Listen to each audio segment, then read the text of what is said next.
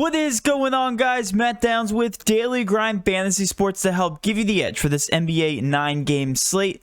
Cannot wait to break it down. If you guys are brand new to this channel, we provide both free and paid content for all daily fantasy sports across all sports. If you could please show your support by hitting that subscribe button, notification bell, and of course smashing that like button for all of our future NBA content. If you would like to know more about becoming a better DFS player and taking down that big GPP, head over to www.patreon.com/dgfantasy for more information. On Patreon, we give advanced cheat sheets for all DFS sports on Draftkings. These cheat sheets include updated projections, ownership, and our overall favorite plays from slate to slate. We take it a step further by teaching you how to play fantasy sports like a shark, by showing you where the best leverage spots are to put you in the best spots to take down tourneys. Also included is our private Discord chat where you get to talk over the slate with everyone, including our coaches, to help build your lineups. Now let's go ahead and dive right into this NBA 9-game slate. But first, you guys know we have to go over the Patreon success from last night. We had a ton of it. We had a GPP winner here on Super Draft, $3 and $60, $151 won overall. We cover a lot of Super Draft content on our live streams and also on Patreon. We put out our custom projections. $4 turned into $256. So yes, even beginners can win money on Patreon. $1 turned into $250, first place out of 5.9K. Absolutely insane ROI. Then we had another close takedown here in CSGO, which is something else that we cover on Patreon. And then last but not least, we had another close takedown last night this was a takedown, $400 winner here in a GPP. Had Brandon Ingram being the only guy that sucked. Zion, man, he's been absolutely killing it there at 10.14%. But now let's focus on this slate. We have a 9-game slate. As you guys know, I recently changed my format in the videos. We're going to go over the favorite cash plays on the slate and then my favorite GPP plays on the slate instead of going over the entire slate. It's just covered with fluff, and I just want to get straight to the point, cut through all of the BS, and just go right to it. So let's go ahead and start here with the injury report right now with Indiana. We still have LeVert Warren out, nothing changing there. With Boston, we have Langford and Smart out. Houston, we have Exum and Wood out, so a majority of their injuries are back, including Oladipo. With Toronto, nothing really going on there. Same thing with Phoenix. Same injuries for Chicago, however. Hutchinson, Markkanen, and Otto Porter are still out for these guys, and that does impact the picture there with Chicago. With Sacramento, we actually have Whiteside expected to play. With Detroit, we actually have Saddiq Bey, who's questionable. That will definitely shake up things because he plays a tremendous amount of minutes and does carry a decent usage rate. We also have Blake Griffin, Killian Hayes, Okafor, and Wright out for these guys. Utah, nothing going on there. Miami, we still have some questionable news there. Adebayo is questionable. That will definitely shake up things here versus Utah, and they really need to get back on track. They're 15 and 17 right now. With Atlanta, we have Bogdanovich, Dunn, and Hunter still out. That doesn't really impact them just because they've been out for a while. But Reddish, if he is ruled out, that will shake up things there for Atlanta. With OKC, we have quite a bit of injury news. We have Ariza, Diallo, Hill, and Horford out, so we will be jumping into that. That's also a pace-up spot for OKC.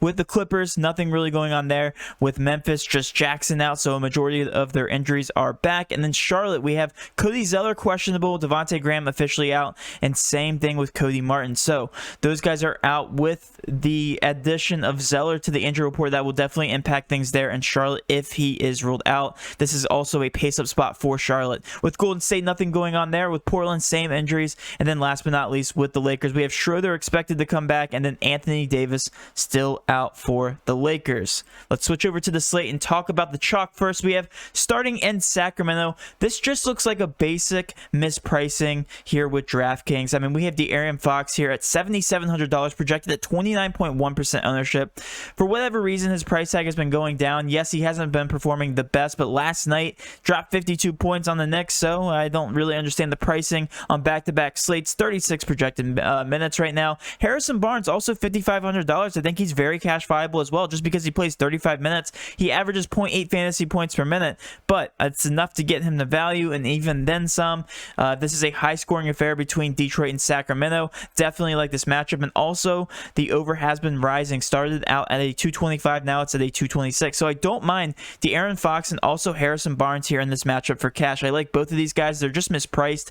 Buddy Hield you can throw into the mix. Same thing with Marvin Bagley, but I'm going to be prioritizing Fox and also Barnes. Moving on to the chalk here with OKC. When you take all these injuries off the court, let's take a look at the picture.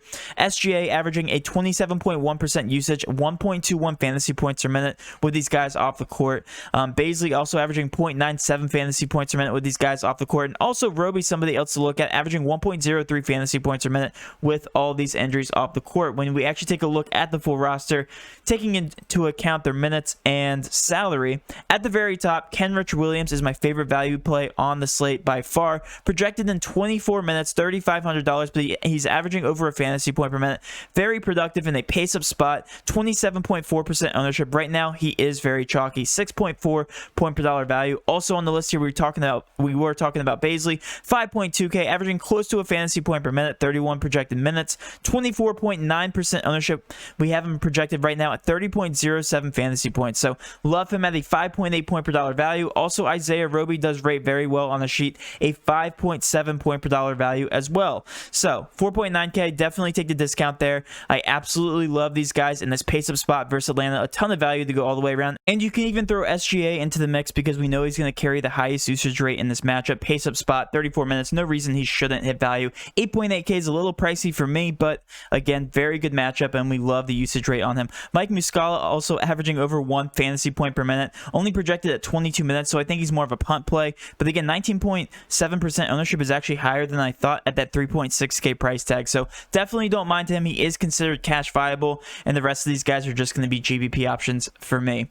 Looking over to Detroit going back to that Sacramento matchup, just because they are playing the Sacramento Kings is a pace-up spot. Jeremy Grant, 7.3K on the surface, looks very, very cheap. Definitely passes the eye test. 22.4% ownership, only a 5 point per dollar value on our sheet. But again, you have to consider this is the Sacramento Kings. You always target teams versus the Kings, and this is slated to be a very, very competitive matchup. Only a 1 point spread as of right now, and I think Jeremy Grant definitely has to be the main focal point of this offense if this game is going to stay close and competitive. Also, looking down the list here, we have Mason Plumlee at a 5.3 point per dollar value, 6.5K price tag, in a fantastic matchup projected in 30 minutes.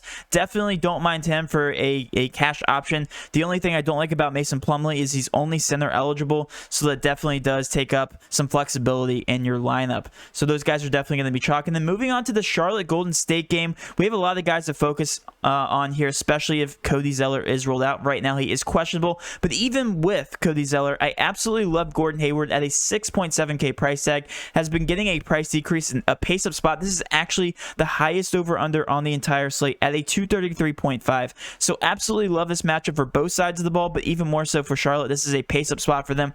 They're projected to score 114 points, which is above their mean on this season. So Gordon Hayward right now, 5.5 point per dollar value, 20.2% ownership, and I love him even more if Cody Zeller is rolled out. Also, PJ Washington only projected in 30 minutes. Definitely love him. He's a discount right now, 5.4K price tag, and a 5.2 point per dollar value. Same thing with LaMelo Ball. I think he's also cash viable.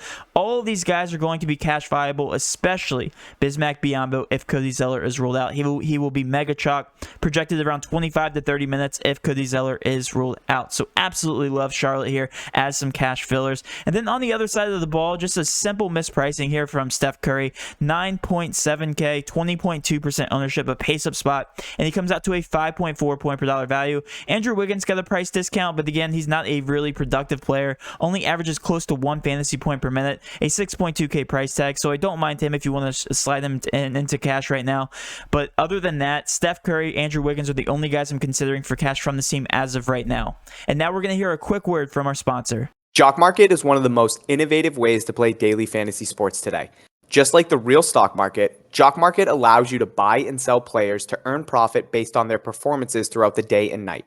They are currently offering a variety of sports where you can enter their markets and buy them for potential gains. Unlike normal other DFS sites, once the slate starts, you can make numerous changes to your stocks by buying new players you think will continue to perform well or sell players you think are going to underperform. Right now, they are running every sport with overlay, which gives you an easier chance to win than other major DFS platforms. Download Jock Market now on the App Store and use code DGF to receive a $20 deposit bonus. Be sure to subscribe here for all future Jock Market content. Now let's move to my favorite GPP plays for the slate, and there's one specific team I want to hone in on just because it's a decent high over-under. Right now, it is sitting at a 225, and these guys are still benefiting without injury. The price tags have been going down on a couple players that I do like, and also Zach LaVine still averaging 1.54 fantasy points per minute with these current injuries off the court. Right now, we have him projected at 54 points. I think he's going to be my favorite GPP option here.